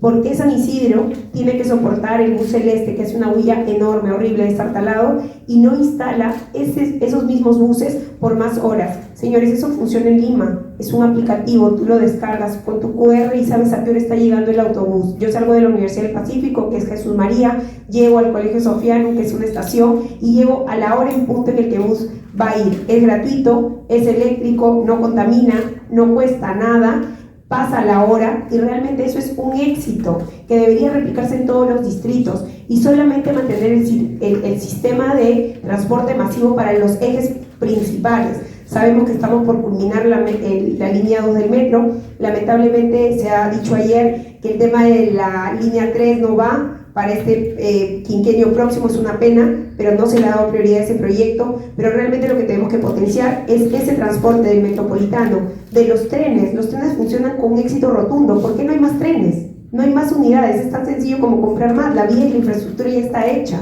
Entonces, realmente yo creo que sí hay soluciones y simplemente hay que aprovechar lo que ya se tiene y experiencias positivas replicarlas. Con respecto al tema de salud, nosotros sí pensamos efectivamente en la historia clínica única digital, pero también en la interoperabilidad, que no solamente funciona a nivel de información, sino también de transferencia de recursos. Por ejemplo, nosotros proponemos que si salud no te atiende a ti y tú pagas a salud por una atención y esta no resulta siendo efectiva, tú puedes solicitar a salud la transferencia de tu dinero a una clínica privada hasta cierto monto, que lógicamente significa tu aporte, y que te puedan atender en la clínica privada. Nosotros de esa manera, y además con la implementación y el reforzamiento de la línea básica de salud, porque pensamos que hay establecimientos que deberían atender esas dolencias menores, podríamos descongestionar la capa compleja y las dolencias de mayor dificultad en los hospitales. Y también queremos devolverle a las farmacias lo que antes ocurría allí, que era, por ejemplo, la posibilidad que tengan de ponerte un inyectable, una vacuna. Hoy no se puede hacer, hoy muchas veces vamos a la farmacia y realmente no podemos hacer lo mínimo y básico que deberíamos hacer. Mucha gente se fue a Estados Unidos para vacunarse contra el COVID porque en las farmacias sí te lo pueden hacer. Antes en el Perú también se podían, ahora ya no. Entonces queremos también devolver eso para descongestionar el sistema de salud. Con respecto a la educación, Juan Pablo, nosotros, si tú me dices qué queremos en los alumnos, yo te diría, quiero que sean ciudadanos. Y eso pasa por una revisión del currículo escolar. Nosotros pensamos necesario la devolución de la educación cívica a los currículos escolares. Podrán decir que soy anticuada, pero yo creo que no, porque el ciudadano peruano debe tener identidad, debe sentirse orgulloso de quién es. Yo te diría, si yo puedo lograr algo en un niño, te diría eso, porque ese niño luego, cuando tenga que comer polvo, respirar polvo, se va a rebelar y va a exigir lo que es su derecho. Entonces, yo te diría, eso es lo que yo quiero, un ciudadano de bien, un ciudadano que tenga la capacidad de aprender, sí, pero sobre todo la posibilidad de saber quién es, de amar su identidad, de sentirse orgulloso de ser peruano y de poder exigir sus derechos. Y con respecto al tema puntual que tú me decías de la parte digital, digamos, yo en el plan de gobierno está que nosotros proponemos que profesionales STEM puedan participar en los colegios públicos de manera directa. ¿Por qué? Porque nosotros reconocemos que la capacitación digital puede tardar un tiempo, pero incorporando este tipo de profesionales, la parte mínima, porque bien lo has dicho y lo sabemos todos, la infraestructura digital es bastante endeble en el Perú, bastante eficiente, y no solo eso, sino también la conectividad. Pero a través de profesionales STEM creemos que podemos sí potenciar de una manera directa y rápida que aquellos niños que por lo menos sí la tienen puedan aprovecharla. Y ya para finalizar, con respecto a la pregunta de seguridad, nosotros sí buscamos modernizar la academia policial. Pensamos que para revalorizar también al policía hay que limpiar la policía por dentro, y eso implica sacar a los malos elementos. Y cuando hablabas tú, porque lo dice también nuestro plan de gobierno, trasladar el prestigio de las Fuerzas Armadas a las policías es justamente vinculado con este tema. Queremos implementar el servicio militar voluntario también para que haya gente con vocación de servicio, con vocación a la policía o al servicio militar, para que pueda ser reclutado de manera directa y rápida por las academias policiales. De esa manera habrá gente con vocación y además con cierta preparación para hacerlo más rápido. Con respecto al tema de tu pregunta, vinculado con la confianza, ¿no? Respecto al aplicativo, yo te diría, la gente sí es muy afín a denunciar, entre comillas, cuando siente que hay realmente una respuesta a la denuncia. La gente no denuncia no solamente por miedo a veces, sino también porque no va a dar ningún resultado lo que yo diga. Entonces yo creo que lo que hay que potenciar primero es que la herramienta sí va a tener una respuesta inmediata y rápida por parte de las autoridades que van a administrar esto y que justamente es la Dirección del SAN Anticorrupción. Y el tema de protección de datos, eso se puede lógicamente blindar con la legislación actual que tenemos, y realmente la protección de datos, gracias a Dios en el Perú por un tema de la OCDE, también está implementado de una manera, considero yo, eficiente, con lo cual yo creo que eso estaría cubierto. Y ya no quiero extenderme más, así que concluyo. Muchas gracias. Marco, por favor. Muchas gracias a los panelistas. Lo que ponemos es un sistema integrado. Se pregunta desde la línea 1, 2, 3, 4, 5 y 6. Tenemos un mecanismo de construcción rápida en donde no haremos 20 paraderos por cada uno, sino haremos la mitad de paraderos por cada uno, porque lo que queremos es que se ponga en uso del usuario rápidamente. Lamentamos la noticia de hace un par de días que sacaron la línea 3 del presupuesto para los próximos 5 años. Yo creo que eso se tiene que cambiar y conocemos mecanismos para poder financiar esta infraestructura que se necesita de manera inmediata en el país, y sobre todo en Lima, en Trujillo, en Piura y en Arequipa. La electromovilidad, claro que sí, estamos de acuerdo con la electromovilidad. Planteamos que se instalen estas electrogasolineras, pero no del Estado construyendo, ojo. Acá hay un tema que es sumamente importante destacar de nuestra parte. Nosotros invitamos al sector privado. El sector privado tiene que ser construido.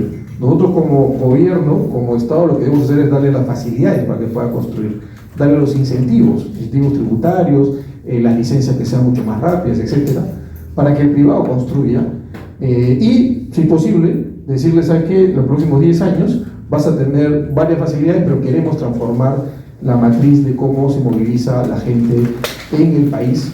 Y sí, totalmente de acuerdo con que se proponga y se ejecute la electromovilidad.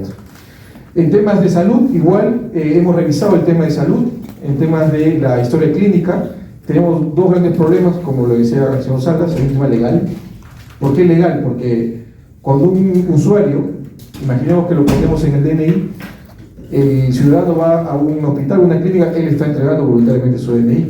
Pero imaginemos que alguien cae en un accidente y no está consciente.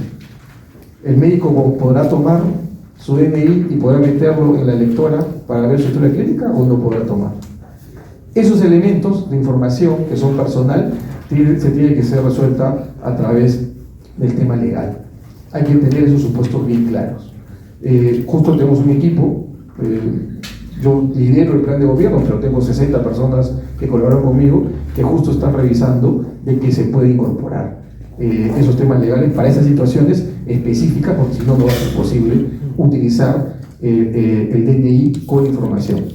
Hablamos con RENIEC. RENIEC tiene en este momento la capacidad, el DNI, el chip, tiene la capacidad para poder soportar la historia clínica, pero el problema está en que no es utilizado por la gran mayoría de peruanos. Entonces ahí lo que necesitamos es mucha comunicación, muchísima comunicación, campañas en donde se cambie el DNI y que las personas utilicen el DNI digital en este momento, ¿no? Respecto a la educación, nosotros queremos, y comparto la idea de la candidata, de que la educación cívica tiene que regresar. Queremos un alumno, a la pregunta de Juan Pablo, queremos un alumno que sepa razonamiento matemático, que sepa comprensión lectora, efectivamente, y hay que trabajar mucho en eso, pero también queremos un alumno, un adolescente con valores. Y la educación cívica tiene que venir de todas maneras, pero a eso también queremos un estudiante que tenga la apertura global. Y por eso nosotros también proponemos que tenga inglés y deporte de manera obligatoria, con incremento de horas para esos alumnos en todo el territorio nacional. La persona que concluye el colegio debe seguir hablando inglés en este país. Eso le va a dar mejores oportunidades para ir a la universidad en Perú o en el extranjero, para que trabaje en Perú o en el extranjero. Pero el inglés es importante, además de la parte de razonamiento matemático, comprensión lectora, la educación cívica, el deporte, y es un elemento clave para nosotros y está en nuestro plan de gobierno, de que el alumno que acabe el quinto de secundaria en el año 2031 tiene que salir hablando inglés. Para eso, desde primero de secundaria hasta quinto de secundaria tendrá que haber estudiado ese curso, ¿no? Y para eso tendremos tecnología. ¿Por qué? Porque lo que nos dicen los de educación, nos dicen, oye, no tenemos suficientes profesores de inglés, pero sí tenemos suficiente tecnología para poder ayudar al alumno que pueda aprender. Con un sistema de recompensa, con un sistema de pagos, etcétera, etcétera. Ahí tenemos un especialista que está ideando para poder lograr ese objetivo de acá al 2031. ¿Qué queremos hacer con los profesores? Yo estoy de acuerdo, como dice el señor Salas, tenemos que evaluar a los profesores, pero antes de la evaluación sí una capacitación en todo lo que es las nuevas formas de enseñanza y educación en tecnología, ¿no? Y para eso, después de las capacitaciones sí hay que evaluar y ver cómo ellos se desenvuelven. Hay un reto importante para las personas que son, digamos, más adultas, pero al final creo que la vocación de ser educador creo que es más fuerte y creo que van a poder incorporar estos elementos en su enseñanza. Respecto a la policía, efectivamente, nos hemos reunido con el ministro de El Salvador, el ministro de Bukele, y nos hemos reunido con el ministro del Interior de Paraguay, el ministro que atrapó al monstruo de Paraguay. Y nos han traído sus propuestas ambos. Y sí hay que hacer una reforma en la policía, efectivamente. Pero, ¿qué nos dijeron ambos? Nos dijeron que la parte del control interno de la policía tiene que estar al más alto nivel. La inspectoría tiene que estar al más alto nivel. ¿Por qué? Porque en sus países también encontraron que el inspector era de un rango muy bajo, por lo tanto cuando había que sancionar o buscar a alguien que estaba cometiendo una falta, no podía hacerlo, porque estaba en un rango inferior. Entonces sí, hay que fortalecer la inspectoría y también hay que fortalecer los beneficios de la policía. Allá les dan vivienda, les dan educación para los hijos y les han dado mejoras salariales. Pero si alguien comete una falta, queda fuera del cuerpo policial. Nosotros también proponemos ese mismo mecanismo para poder aumentar el número de policías que requiere el país para la defensa. Pero en esta primera etapa hemos dicho, y nuestra candidata Keiko Figueroa lo menciona en todos lados, en esta primera etapa, los primeros 6 meses, van a trabajar Ejército, Fuerzas Armadas y Policía en conjunto, porque el principal problema que tenemos es la inseguridad y hay que abordar eso directamente lo más pronto posible. Para la señorita Escudero o la periodista que preguntó sobre la acelerar la digitalización del Estado, sí, hay que acelerarlo, definitivamente. Empezando por las cosas más importantes, ¿no? Cuando Alan García trajo el silencio positivo, les preguntó a sus ministros, hay que imponer silencio positivo administrativo en sus ministerios. Y de 100 procesos, en cada ministerio, los funcionarios eligieron solamente 5 o 6. Entonces, el silencio administrativo positivo, que es una buena idea, no se implementó de manera masiva. Acá lo que queremos o que necesitamos es al revés. El silencio administrativo positivo se implementa en la mayoría de procesos. En algunos casos que sean excepcionales, ahí no se implementará, pero en la mayoría sí tiene que estar. Y lo mismo pasa con el tema de la digitalización del Estado. Se dice la UCE en línea, que sea una sola, pero vas a los ministerios y los ministerios empiezan a decir, no, no quiero, mi sistema es diferente, no compatibiliza. Entonces, ¿cuál es lo diferente de nosotros? Lo diferente es la propuesta que tenemos como candidata y el equipo que tiene. Nuestra candidata no va a dudar en ningún momento en decir a sus 4 ministros que sea una sola la ventanilla única digital. Y el ministro que no quiere tendrá que dar un paso al costado. Porque necesitamos una decisión fuerte. No necesitamos que nos engañen, que nos digan sí, pero no se hace. Necesitamos la ventanilla única y empezaremos por ahí, por los principales proyectos, los proyectos mineros, los proyectos de turismo, los proyectos agrícolas, que tengan ventanillas únicas para que puedan salir adelante. Y la diferencia, repito, es en el equipo y quien toma la decisión. Se tiene que hacer con mano firme los cambios que el Perú necesita. Muchísimas gracias. A sus preguntas. Es cierto, si ustedes revisan en las páginas de internet, tengo 20, 30 observatorios de diferentes problemas. Somos un país experto en haber hecho diagnósticos absolutamente de todos los problemas y normalmente la mayoría de planes del gobierno te dicen el diagnóstico, pero no te dicen cómo resolver el problema.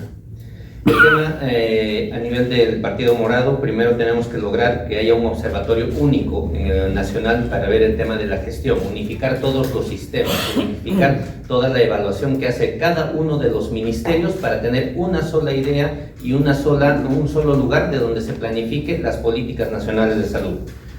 En el otro tema es la reestructuración del Estado, sobre todo en el tema de la gestión administrativa. La tecnología y la digitalización va a permitir hacer eso. Sobre todo creo que había una pregunta ahí en el tema de cómo ver con inteligencia artificial el rastreo y la semaforización de la corrupción en el Estado. Se puede, porque la inteligencia artificial podría ver a nivel de logística o a nivel de administrativo cuando un expediente se está retrasando, cuando un expediente ha regresado nuevamente para que vean los proveedores, o cuando un expediente está teniendo más observaciones que serían alertas para que un equipo pueda verlo. Sí se puede hacer eso.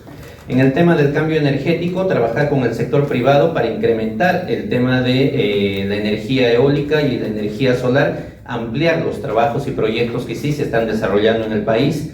En el tema de la historia clínica y la interoperatividad, es un tema normativo. Si agarramos y recuperamos al Ministerio de Salud como un ente rector, como ente normativo a nivel de todos los sistemas de salud, tienen que cumplir la interoperatividad, porque el tema de que haya 20 historias clínicas en varios sitios es porque ha habido 20 empresas que han elegido su mejor forma de software para hacer a esa institución que lo ha contratado y seguir dependiendo de él.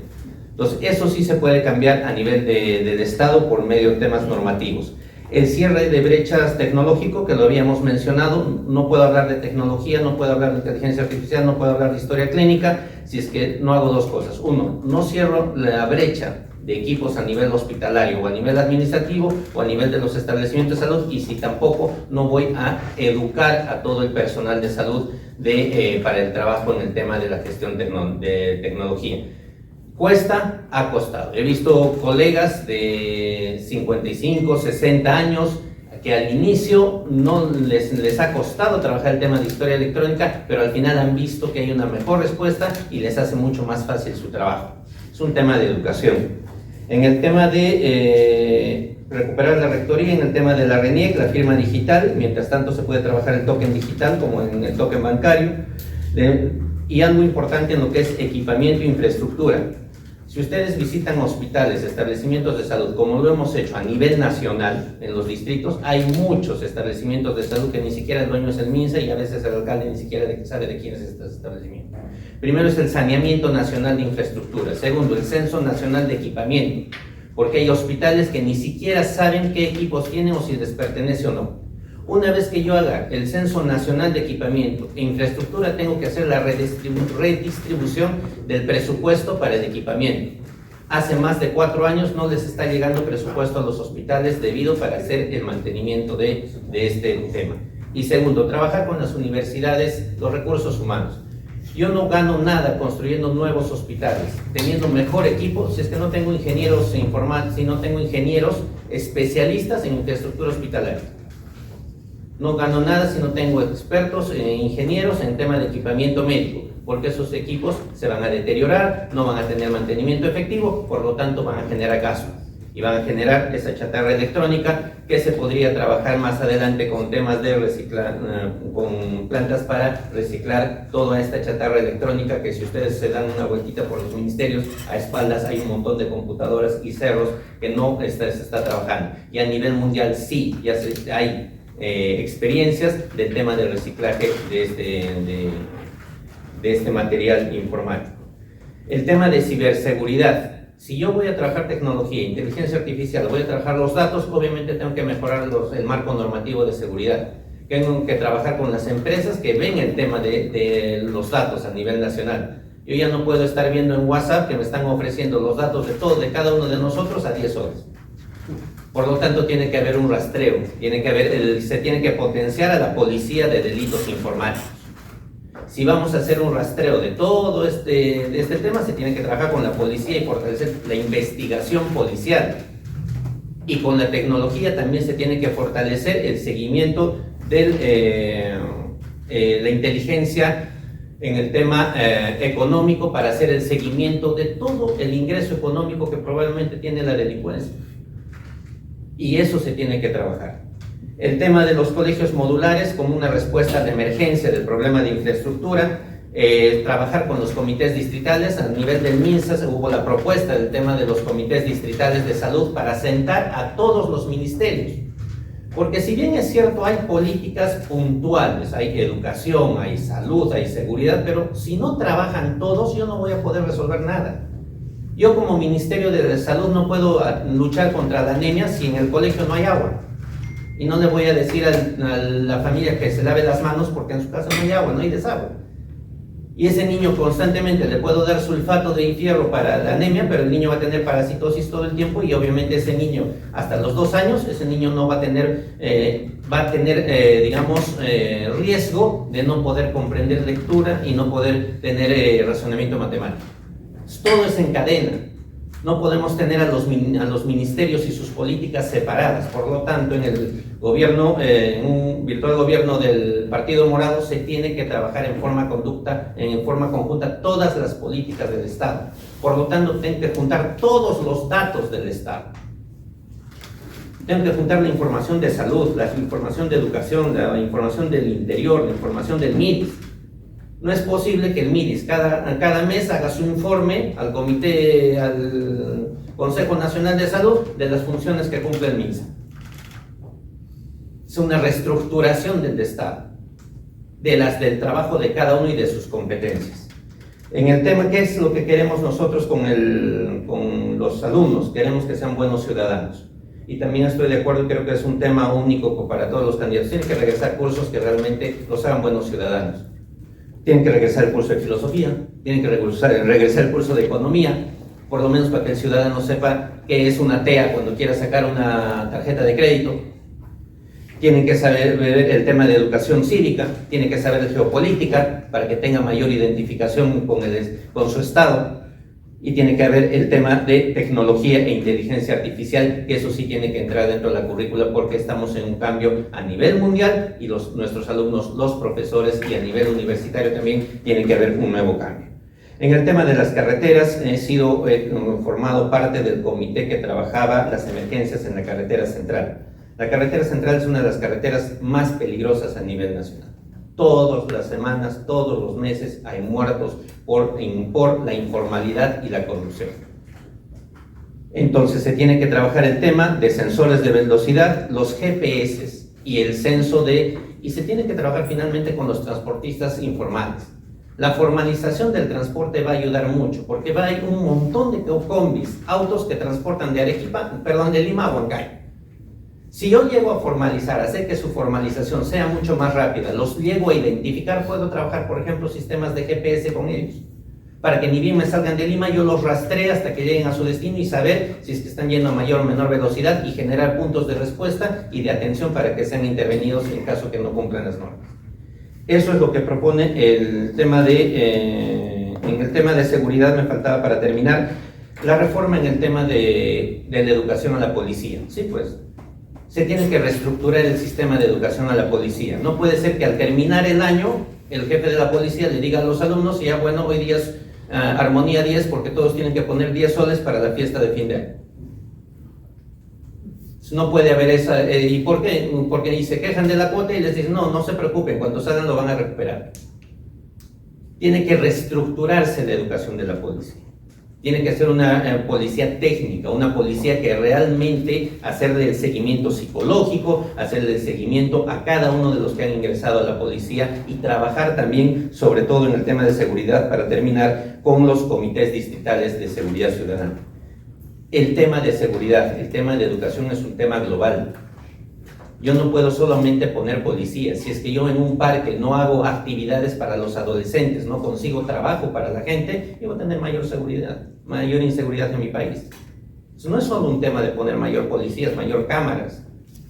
Yo puedo controlar la calidad de las cámaras haciendo el control, por ejemplo, de las compras y hacer el seguimiento de que al final, cuando yo compre la cámara, sea una cámara que sirva para no tener esta chatarra. Entonces, el control de la corrupción, el trabajar en forma conjunta con todos los ministerios y trabajar con personal competente en cada uno de ellos para que realmente haya una meritocracia en cada uno de los cargos, y eso es una propuesta del Partido Morado. Gracias.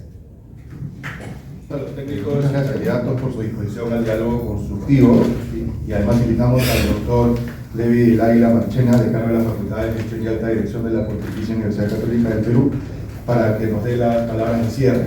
Y también invitamos al final a los ponentes y expertos para las fotos de cierre del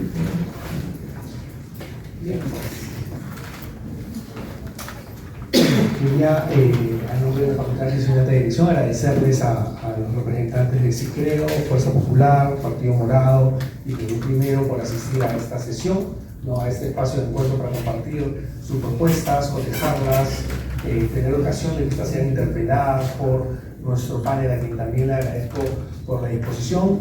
Han sido 2 sesiones. Están también ustedes informados de ello. Tuvimos una sesión la semana pasada, pues, con otras 4 candidaturas, que hubiera encantado hacerlo con más, pero como saben, parte de la realidad y la escena política nacional es que estamos muy fragmentados, demasiado fragmentados. Ahora apreciamos varios puntos de convergencia entre varias de las propuestas en algunos aspectos, y es que parte de lo que hay que corregir también el sistema político peruano es ello, ¿no?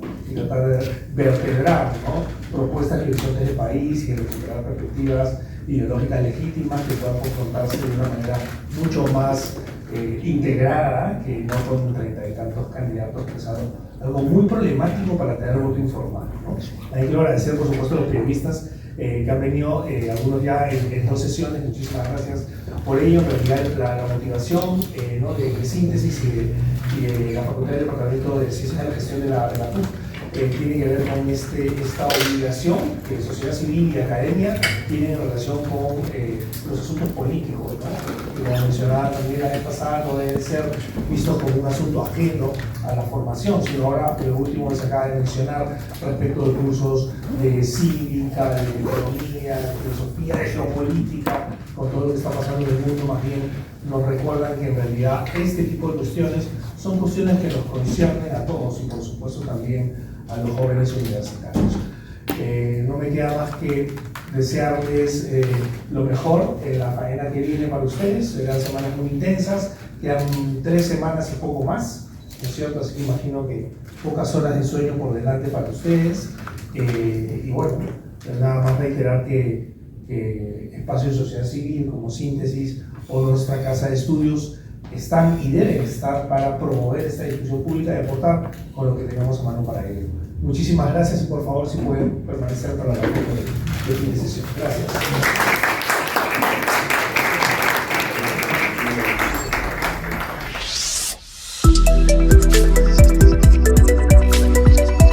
Yoplac Televisión.